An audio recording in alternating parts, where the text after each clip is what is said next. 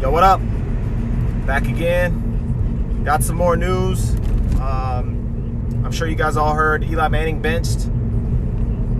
So he was benched last year after he had played God knows how many games consecutively.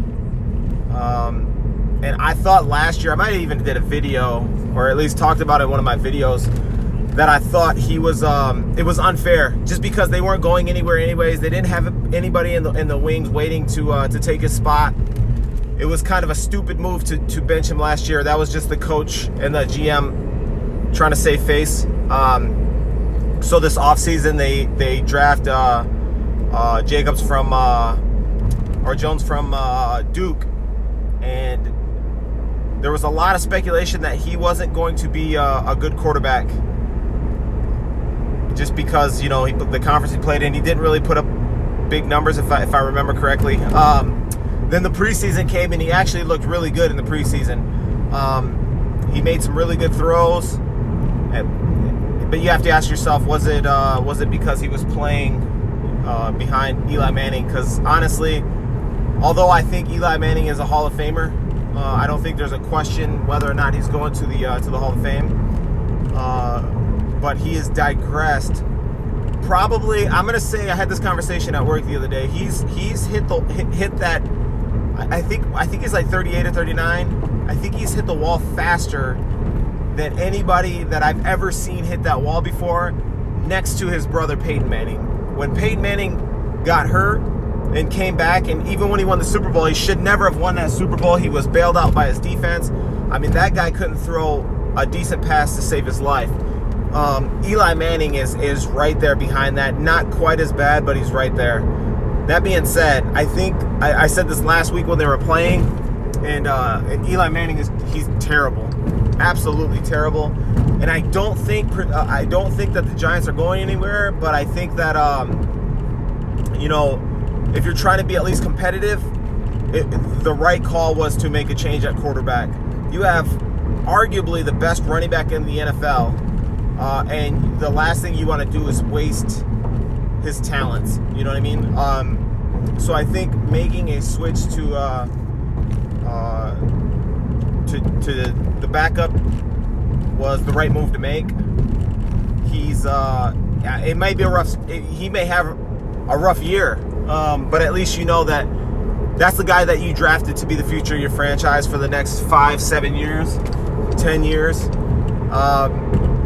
And it was the right move.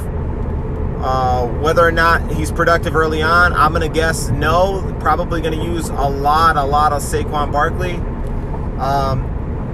And I would guess, if you're a fantasy football player, Evan Ingram is the guy that you want right now, because that is going to be his safety blanket and a lot of dump-offs to Saquon Barkley. So Evan Ingram and Saquon Barkley, especially if you're in a PPR, get those guys.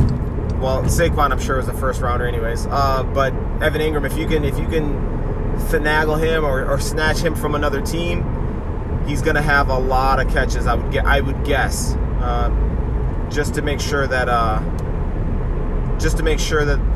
they're doing their best that they can to keep their quarterback in a favorable position. So yeah, not surprised by that news by any means. Question now is, does Eli ride his time out? Honestly, to start the year, I would have released Eli in the offseason. I don't know why they didn't do that. I don't know what they were thinking. He didn't finish strong last year. He didn't start strong last year. He's been bad for the last 2 or 3 years. I would have let him go. So the question now is, does Eli Manning request a trade? Nick Foles is hurt down in Jacksonville. And as you know, Tom Coughlin is the VP personnel, whatever his position is.